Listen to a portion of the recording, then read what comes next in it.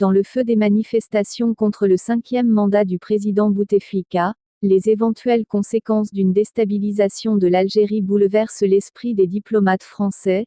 La plus grande peur de Paris dans cette situation est l'immigration massive de jeunes Algériens en France. L'Élysée s'est naturellement abstenu de commenter publiquement les manifestations massives contre un 5e mandat d'Abdelaziz Bouteflika. L'Élysée craint un afflux d'immigration, évoquant les risques pour la France d'une déstabilisation en Algérie. Ainsi, une situation instable en Algérie constitue l'une des plus grandes menaces géopolitiques du moment, comme l'estiment plusieurs diplomates français, évoquant des menaces économiques et militaires. La première étant liée au fait que l'Algérie est l'un des principaux fournisseurs d'énergie de la France, la seconde faisant référence à l'opération Barkhane au Sahel. En outre, Paris craint surtout qu'une crise politique ne pousse la jeunesse à l'immigration, comme en Tunisie après la chute de Ben Ali. Ce risque étant d'autant plus élevé, la moitié des 40 millions d'Algériens ont moins de 20 ans. La visite d'Emmanuel Macron à Alger en décembre 2017 durant laquelle le chef d'État a constaté que beaucoup avaient réclamé un assouplissement de sa politique en matière de visa. J'ai vu ce matin trop de jeunes qui m'ont simplement demandé un visa ce n'est pas un projet de vie, avait alors contesté le président.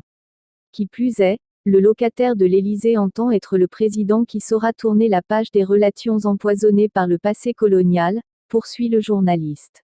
Néanmoins, le député LREM Saïda Hamada a souligné que le peuple algérien et les chefs d'entreprise ont déjà tourné la page du passé. Ce qui reste à faire de l'autre côté de la Méditerranée, conclut l'auteur de l'article. Abdelaziz Bouteflika, 81 ans et victime d'un AVC en 2013, au pouvoir sans interruption depuis 1999, a annoncé le 10 février qu'il briguera un 5e mandat en Algérie. L'élection présidentielle algérienne se déroulera mi-avril. Des opposants à la candidature d'Abdelaziz Bouteflika à la présidentielle ont manifesté vendredi 22 février dans plusieurs villes d'Algérie.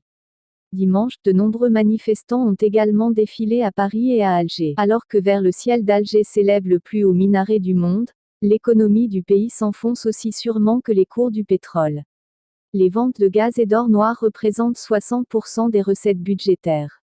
Le gouvernement ne peut plus compter sur cette manne pour remplir les caisses publiques et acheter la paix sociale à coups de subventions. Pour les Algériens, cette nouvelle donne est synonyme d'inflation et d'austérité, alimentant l'agonie sociale. Avec un président sérieusement diminué par la maladie, le pouvoir ne semble pas avoir pris la mesure du problème. Certains craignent une faillite qui engendrerait le chaos et pousserait les Algériens à fuir vers l'Europe. L'écrivain algérien Boualem Sansal se montre pessimiste. Le scénario d'une escalade de la terreur sur le modèle syrien me paraît tout à fait crédible, estime-t-il. Et à la frontière libyenne, Daesh se tient en embuscade. C'est dramatique pour les Algériens.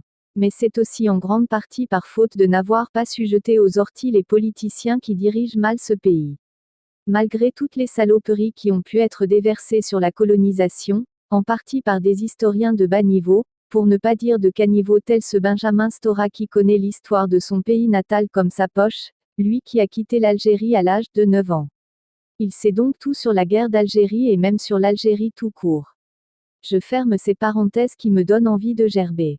Mais pour revenir à la colonisation, sachez qu'en 130 ans les Français ont construit un pays moderne, sur des friches et des marais infestés de moustiques et de syphilis, qui n'avaient, en 1962, rien à envier à aucun autre grand pays moderne.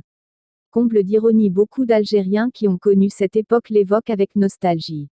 Et moi ce pays, je l'ai bien connu contrairement à Stora parce que j'y suis né et parce que j'y ai vécu plus de 20 ans. Je peux vous dire qu'à cette époque, ce pays n'avait besoin que de très peu d'importations et qu'il nourrissait non seulement la population mais encore il exportait, notamment vers la France une grande partie de sa production agricole, fruitière vinicole et céréalière. Dans ma région on y faisait même pousser, à profusion, du tabac, et je ne parle même pas des exportations minières, dans le monde entier, comme le phosphate ou encore le minerai de fer. Seulement voilà, en même temps que l'Algérie, le général de Gaulle leur a fait cadeau du Sahara, région qui ne faisait pas partie de l'Algérie. Et caché dans ce cadeau, il y avait du pétrole et du gaz. Or ce cadeau s'est, on le voit aujourd'hui, révélé être empoisonné. Oui, empoisonné, car les dirigeants impécunieux et imprévoyants ont tout misé sur cet or noir et ce gaz dont la chute vertigineuse du cours précipite le pays dans la misère et bientôt le chaos. Alors attention, le jour où l'Algérie se réveillera, sous l'effet de la grogne sociale ou à la mort de Bouteflika, nous risquons d'en subir le choc de plein fouet. L'Europe, et la France en particulier, représentent une destination naturelle pour cette jeunesse sans perspective d'avenir.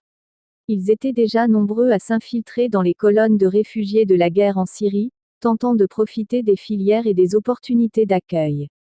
Mais nous n'avons encore rien vu, estiment certains, 40 millions d'Algériens, qui pour la moitié ont moins de 20 ans, c'est une bombe à retardement.